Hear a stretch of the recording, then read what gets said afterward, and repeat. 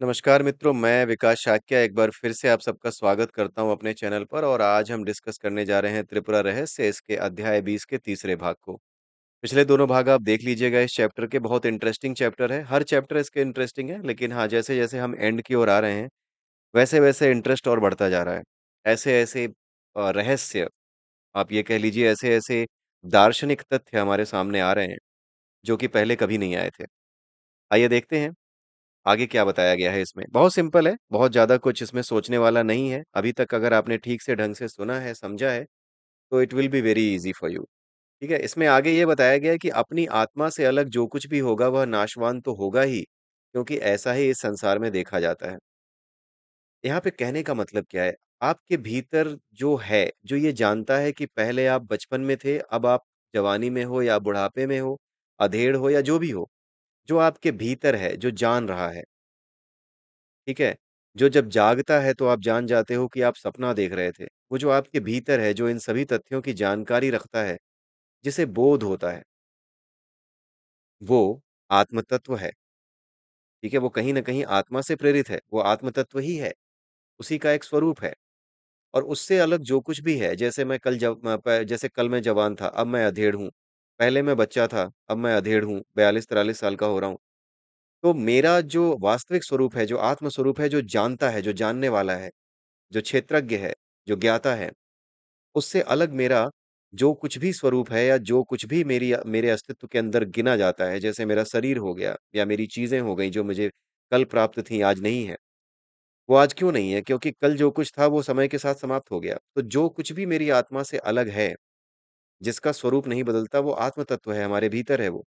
क्योंकि वो जान रहा है लगातार कि कल मैं जवान था, अब मैं बुड्ढा हूँ। इसका मतलब है कि वो जो भीतर है वो जवान होने से, बुड्ढे होने से हर तरीके से अलग है, हर तरीके के भाव से अलग है, हर अवस्था से अलग है, ठीक है? तो जो कुछ भी आत्मा से अलग होगा, वो नाशवान होगा। जैसे मेरा शरीर हो, मेरी आयु हो, मेरा बचपना हो, मेरी जवानी हो, सब कुछ नाशवान होगा क्योंकि ऐसा ही इस संसार में देखा जाता है कि जो कुछ आपके बोध से अलग है, वो सब नाशवान है। केवल आपका बोध ही सदैव रहता है।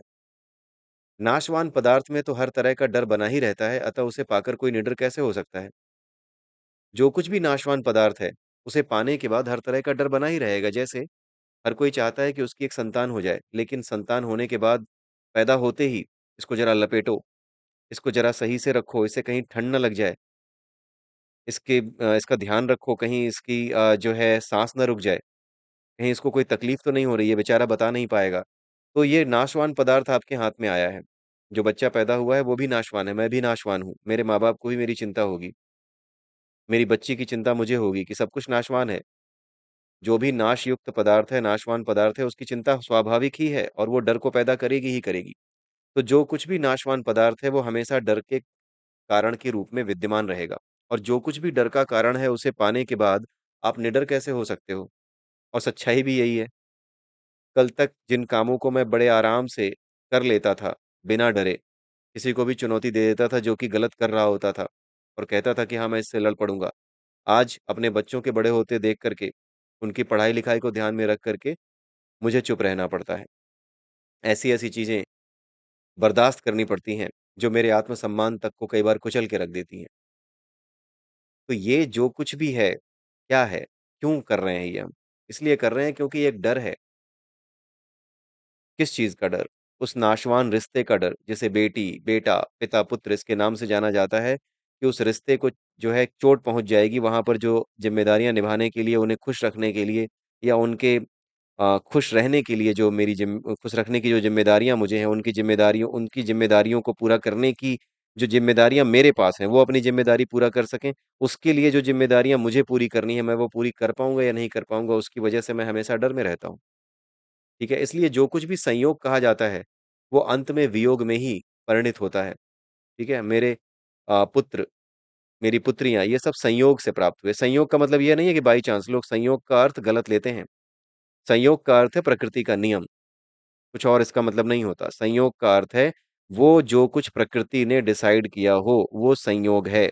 वो प्रकृति के नियम के अनुसार चलता है। हम में से कई उस प्रकृति के नियम को जानते हैं, कई उस नियम को नहीं जानते। जो जानते हैं वो बुद्ध हो गए, वो बोध को प्राप्त कर गए और जो नहीं जानते हैं, वो संयोग को बाय चांस समझते हैं। यही ज्ञानी और अज्ञानी की दृष्टि में अंतर है। ज्ञानी कहता है संयोग का अर्थ है प्रकृति का नियम, और अज्ञानी कहता है संयोग का अर्थ है बाय चांस। दोनों की सोच में बहुत बड़ा अंतर है। ठीक है? इसलिए संयोग को सही अर्थों में लें। संयोग का अर्थ होता है प्रकृति का नियम। वो जो प्रकृति के नियमों से संचालित है, उसे संयोग कहते हैं। आप ये खुद देखिए ना इसका संधि विच्छेद। संयोग, यहाँ पर योग जुड़ा हुआ है। संयोग यानी वो योग जो कि संयुक्त हो। किसके साथ? प्रकृति के साथ। वही संयोग है। ठीक है? जो संयुक्त हो रखा है वो योग। किसके साथ संयुक्त होगा? यहाँ पर प्रकृति के अलावा और कुछ है कहाँ? तो जो प्रकृति के नियमों के साथ संयुक्त होकर के जुड़ता है हमसे, वही हमारा है। वो हमें मिल जाता है और हम उसे अगर अपना मान लेते हैं तो उसके साथ वियोग अपने आप जुड़ जाता है। और किसी चीज़ को अपना मानने के बजाय हम उसे केवल ग्रहण करें, उसे एक सामने आने वाली चीज़ की तरह देखें, उसे केवल एक कर्तव्य की तरह लें, ठीक है? उसे केवल अपने सामने आने वाली एक जो वस्तु है उसकी तरह लें जिसके अगेंस्ट जो भी कर्तव्य हमारे हो सकते हैं उनको हमें पूरा करना है। अगर हम उस तरीके से लें, तो ये वियोग भी नहीं होगा। लेकिन अगर हम उस चीज़ को अपना समझ लेंगे तो वियोग अपने आप जुड़ जाएगा। संयोग की परिणति यानी कि संयोग अंत में वियोग में ही बदलता है। अतः यह निश्चय है कि किसी अन्य फल का संयोग अंत में विनष्ट होना ही है। ठीक है? अन्य फल का संयोग का मतलब क्या? आत्म के अतिरिक्त और किसी फल को पाने की इच्छा, मोक्ष के अतिरिक्त और किसी फल को पाने की इच्छा या किसी अन्य फल का संयोग अंत में विनष्ट होना ही, अंत में वो नष्ट होना ही है। जो कुछ भी हमें मोक्ष के अतिरिक्त, मोक्ष भी एक योग है। मोक्ष तो सर्वोच्च योग है। मोक्ष की स्थिति का अर्थ है उस परम ऊर्जा के साथ, उस परम चेतना के साथ हमारी चेतना का मिल जाना। चेतना यानी ऊर्जा, एक प्रकार की आवृत्ति है हमारी ऊर्जा की। उस आवृत्ति का उस परमेश्वर की या फिर परम ऊर्जा की आवृत्ति के साथ ट्यून हो जाना, एक हो जाना। जैसे रेडियो स्टेशन से आप ट्यून करते हो ना अपने रेडियो को, ठीक है? आप किसी एक खास रेडियो स्टेशन से अपने रेडियो को ट्यून करते हो। जब ट्यून हो जाता है तो वो लगातार बजने बजने लगता है। आप उसे वहीं छोड़ दो तो वो बजता रहेगा। तो उस जो परम ऊर्जा है, जो परमात्मा जिसे कहते हैं, अगर उस ऊर्जा के साथ हम एक बार ट्यून हो गए और वहीं पर रुके रहे, वहीं ट्यून होकर के उसी के साथ बजते रहे, उसी के साथ लीन रहे, उसी के साथ ट्यून रहे, तो इसी स्थिति को मोक्ष कहते हैं। ये भी एक संयोग है। तो यहाँ पे इसीलिए बताया गया है कि किसी अन्य फल का संयोग, किसी और कारण से मिला हुआ संयोग, जो आपके साथ कोई और चीज़ जुड़ गई है, कोई दूसरी चीज़ आपसे कब जुड़ेगी? जैसी आपकी भावना रहेगी, वैसी ही आपके साथ चीज़ जुड़ी हुई आएगी। ठीक है? आपके साथ वही चीज़ जुड़ेगी जिसके आप लायक हैं। आपके साथ आपको गंदे लोगों का ही संग मिलेगा अगर आपकी सोच गंदी है तो। तो निश्चित सा नियम है। अगर आपको अच्छे लोगों का संग मिलेगा, अगर आपकी सोच अच्छी है। सिंपल सा है, ये हम सब जानते हैं। ठीक है? तो ये चीज़ यहाँ पर बताई गई है कि किसी अन्य फल का संयोग यानी मोक्ष के अतिरिक्त और किसी फल का संयोग अंत में विनष्ट होना ही है, यानी वो नष्ट हो ही जाएगा। अतः आत्मा से अलग यदि कोई फल रहता है तो उससे बिछुड़ने का डर तो रहता ही है। आत्मा से अभिन्न मोक्ष रूप फल तो निडर कहलाता है। ठीक है? निडरता कब आती है? जब मोक्ष रूप फल हमें प्राप्त होता है। जब हम जान जाते हैं कि उसके अतिरिक्त और कुछ नहीं है और उसके साथ हम ट्यून हो जाते हैं और जान जाते हैं कि जो कुछ इसके नियम है, उस नियम के अनुसार हर चीज़ चलनी ही है। जब उसके नियम के अनुसार हर चीज़ चलनी ही है, सिर्फ़ जानने से, ये सिर्फ़ सोचने भर से नहीं हो जाता या कहने भर से नहीं हो जाता कि हाँ, उसके नियम के अनुसार चलनी ही है। ना, ये पूरे तरीके से आप समझ जाते हो कि ये मैं ही चल रहा हूँ, क्योंकि आप उस ऊर्जा के साथ एक हो जाते हो। तो क्योंकि आप उस ऊर्जा के साथ एक हो जाते हो, तो उस ऊर्जा की जो मॉडस ऑपरेंडी है, उसके साथ भी एक हो जाते हो। अब क्योंकि आप उसकी मॉडस ऑपरेंडी के साथ एक हो गए हो, तो आपको समस्या होनी ही नहीं है। अगर आप सरकार के आदेशों का पालन करते हो, तो आपको हो सकता है तकलीफ हो कि अरे यार, सरकार ने पता नहीं कैसा ऑर्डर जारी कर दिया। लेकिन ज़रा सोच के देखिए कि आप उसी सरकार के अभिन्न अंग हो।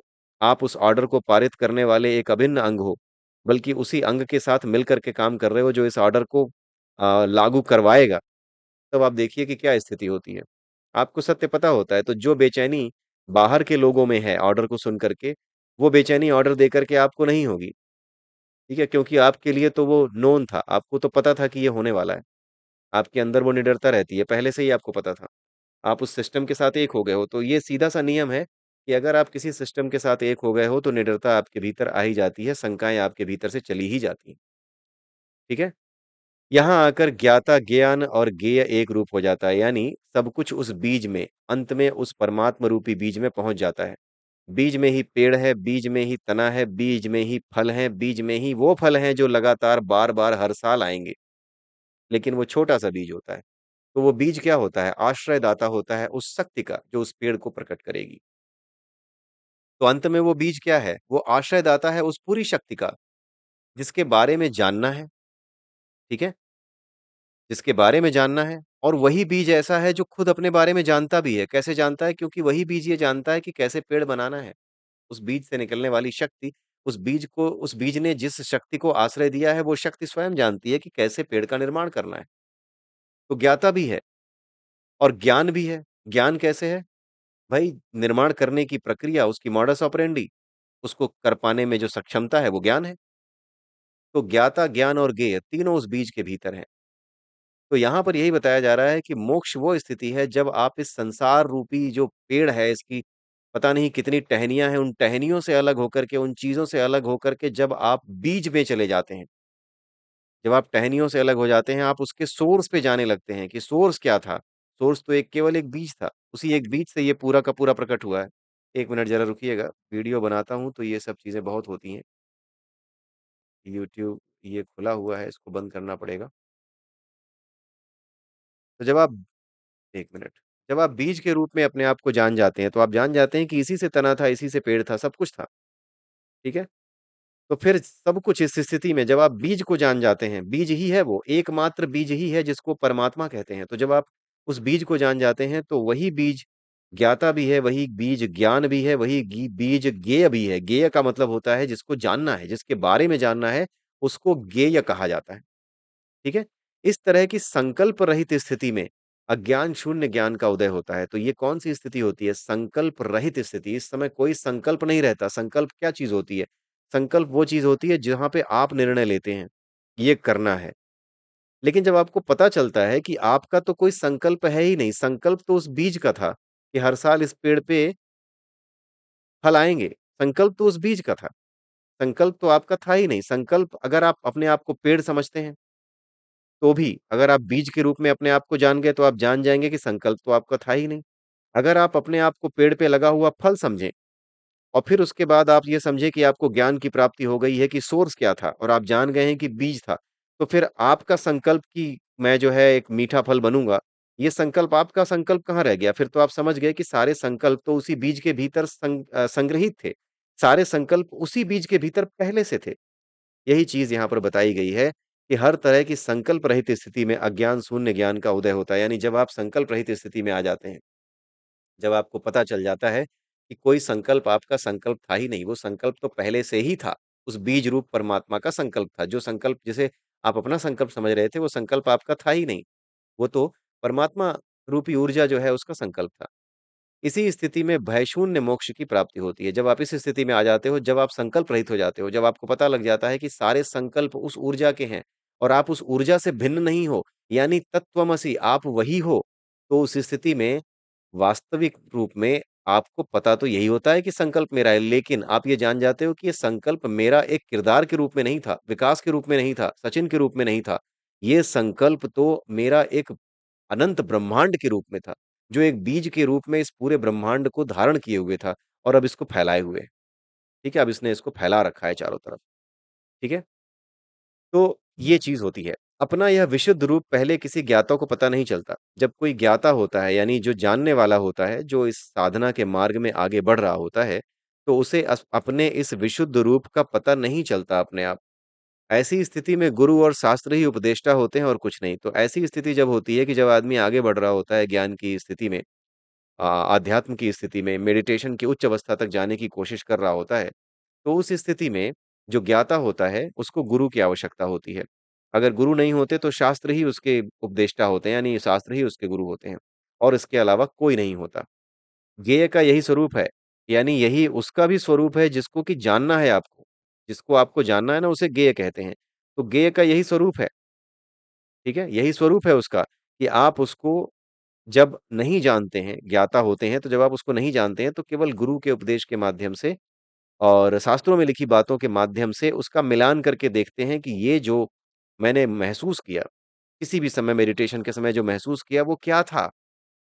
मैं क्या ज्ञेय को जान गया? क्या मैं स्वयं को जान गया? क्या मैं बोध को प्राप्त कर गया? ये केवल शास्त्र और उपदेष्टा ही इस बात को बता पाते हैं। शास्त्र और गुरु ही इसके उपदेष्टा होते हैं, यानी केवल वही बता पाते हैं, उन्हीं से मिलान करके आप जान पाते हो। ठीक है? जब तक ज्ञाता, ज्ञान और ज्ञेय का भेद रहेगा तब तक वे कुछ नहीं है। जिस समय ज्ञाता, ज्ञेय और ज्ञान का पारस्परिक भेद मिट जाता है, उसी क्षण ये अपने रूप में आते हैं और यही इस ज्ञान का फल भी माना गया है। ठीक है?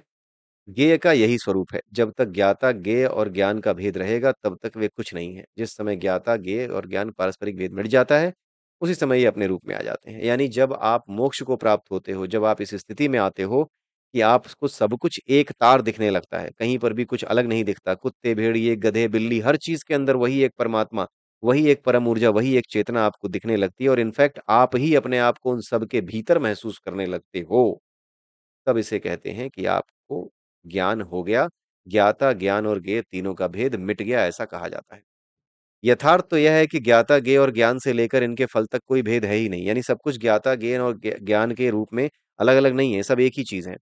केवल व्यवहार की सिद्धि के लिए ही इनमें भेद की कल्पना की गई है, केवल क्योंकि हम तो फैले हुए हैं ना, पेड़ की जैसी टहनियाँ फैली होती हैं वैसे फैले हुए हैं, इसलिए हमें द्वैत में जीना पड़ता है।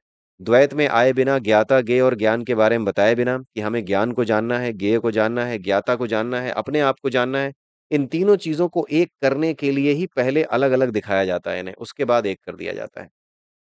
ठीक है? उसके बाद एक कर दिया जाता है। जैसे जब आप आपने प्रिज़्म देखा होगा, जब आप उसमें एक लाइट को गुजारते हैं, लाइट की बीम को गुजारते हैं, तो वो 7 रंगों में बँट जाती है।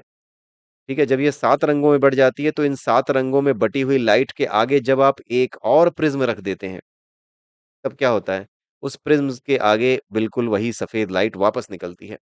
यानी जो आपका वास्तविक स्वरूप था, वो इस संसार रूपी प्रिज़्म से टकराया और कई रूपों में, कई रंगों में प्रकट हुआ, 7 रंगों में प्रकट हुआ।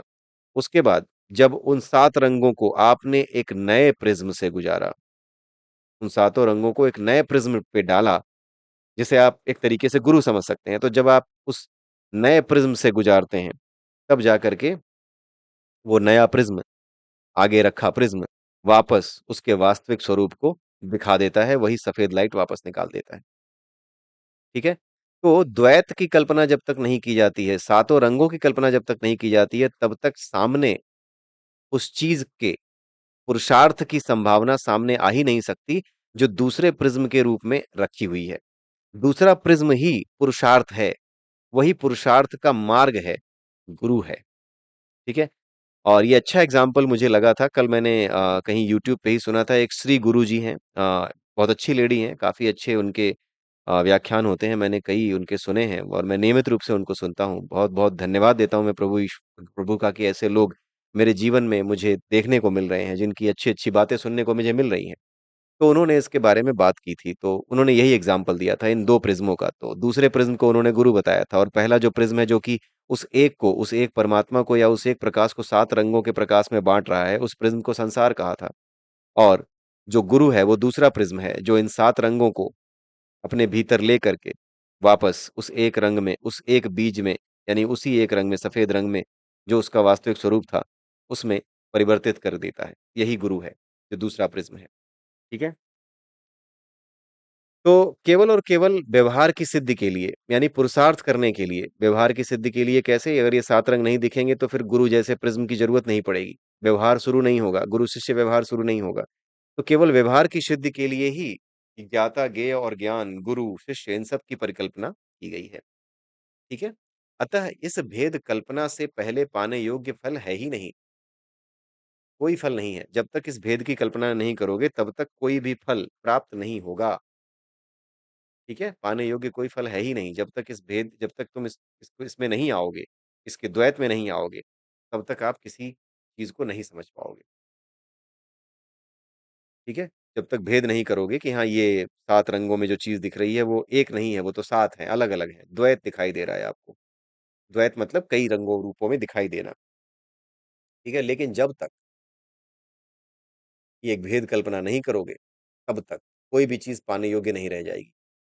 क्योंकि जब तक कल्पना नहीं करोगे तब तक उसके सत्य की तरफ जाओगे नहीं, उसके बीज की तरफ जाओगे नहीं। और जब जाओगे नहीं तो फिर कौन-सा फल? कोई फल नहीं होगा। जब उसकी तरफ जाओगे तब जाते समय आप जो है किसी न किसी फल को उत्पन्न करोगे, कोई न कोई फल उत्पन्न होगा।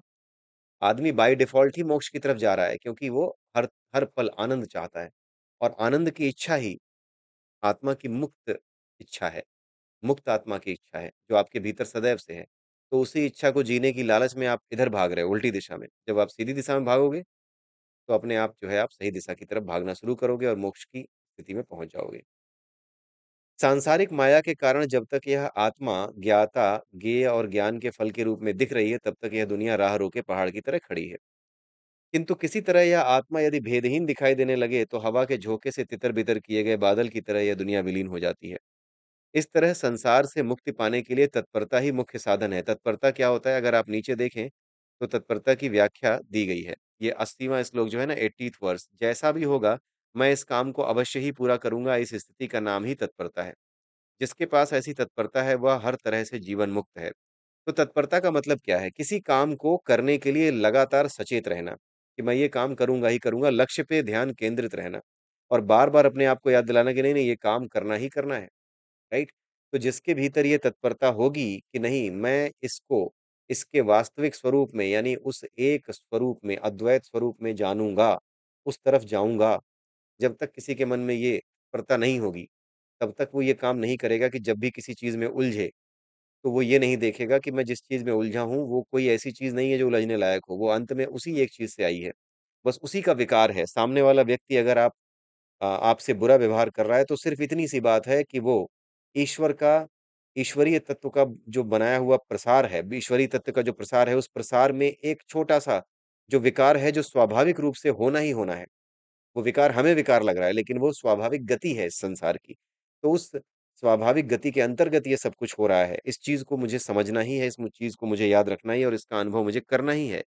ये जो हमेशा संकल्प आपके दिमाग में बना रहेगा, इसी को तत्परता कहते हैं। जिसके पास ऐसी तत्परता है, वह हर तरह से जीवन मुक्त है। ऐसे लोग कुछ दिनों में, महीनों, सालों या जन्म-जन्मांतरों में मुक्त हो ही जाएँगे। बुद्धि की निर्मलता के भेद से ही उसके शीघ्र या देर से मुक्त होने की व्यवस्था जाननी चाहिए।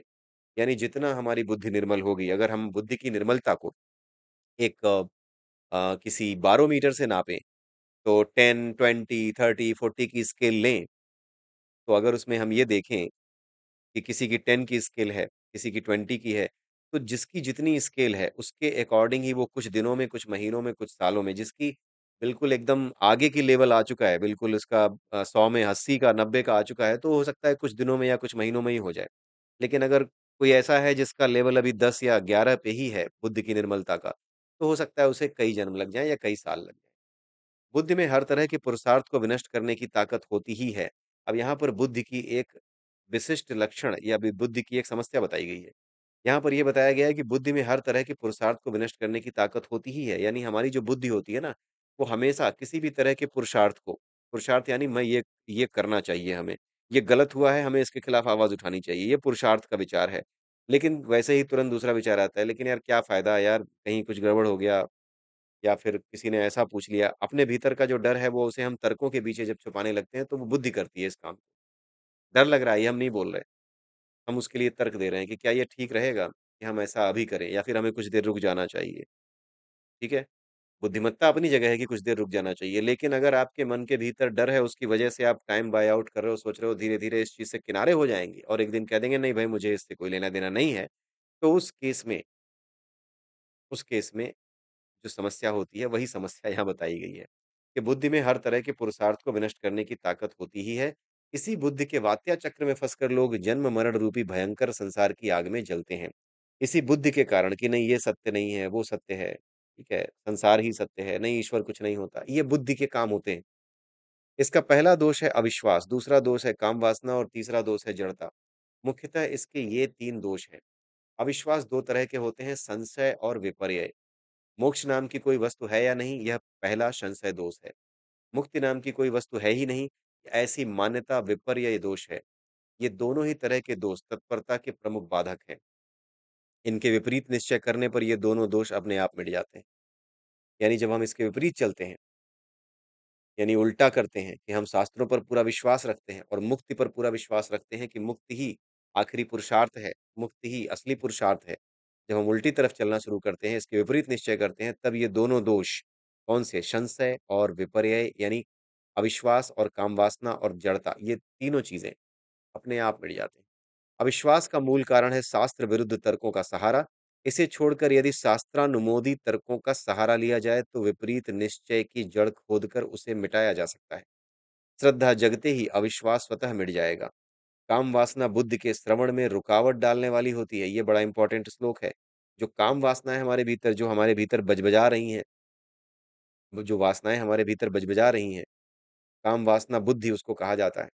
काम वासना बुद्धि के श्रवण में, काम वासना बुद्धि के श्रवण में, यानी जो काम वासना है वो बुद्धि के श्रवण में। बुद्धि के श्रवण का क्या मतलब है? बुद्धि के श्रवण का मतलब है बुद्धि को सही रास्ते पर लाने लायक जो बातचीत है, जो उसे सुननी चाहिए, ये काम वासना उसको सुनने नहीं देती। क्योंकि जिस बुद्धि में काम वासना होती है उसमें सात्विक भावना नहीं होती। आगे बताया गया है 90वें श्लोक में कि लोक व्यवहार में, यानी कि जो जनरल हमारा बिहेवियर होता है उसमें भी ये देखा जाता है कि जिस जो आदमी कामनाशील होता है, जो जिसके अंदर बहुत ज़्यादा इच्छाएँ हैं, अगर वो उसके सामने उस चीज़ से जुड़े उस इच्छा से जुड़ी हुई कोई वस्तु रखी हुई है, तो उस वस्तु के अलावा और कोई वस्तु वो देखता ही नहीं है, किसी चीज़ पे ध्यान देता ही नहीं है। सुनेगा, सुनते-सुनते कहता रहेगा हाँ, हाँ, हाँ, हाँ, हाँ, बढ़िया है, लेकिन वो उस चीज़ पे ध्यान नहीं देगा, फ़ोकस नहीं करेगा जिस चीज़ के लिए आप उसे खींच रहे हो। वो हमेशा अपनी ही काम्य वस्तु में जिसे उसको पाना था, अगर वो उसके सामने आ गई है, तो फिर उसी में लीन हो जाएगा और उसको कुछ नहीं दिखाई देगा, ठीक है? ना उसे कान में कहीं कोई बात सुनाई देती है और ना ही उसे सामने रखी कोई वस्तु दिखाई देती है। जो व्यक्ति कामनाशील होता है और उसके सामने उसी की कामना को पूरा करने वाली कोई चीज़ जब रखी होती है तो। ठीक है? तो इसी के साथ ये वीडियो मैं यहीं पे समाप्त करता हूँ, अगले वीडियो में फिर मिलेंगे, तब तक के लिए जय सिया राम, जय श्री कृष्णा, जय श्री राधे, ओम नमः शिवाय।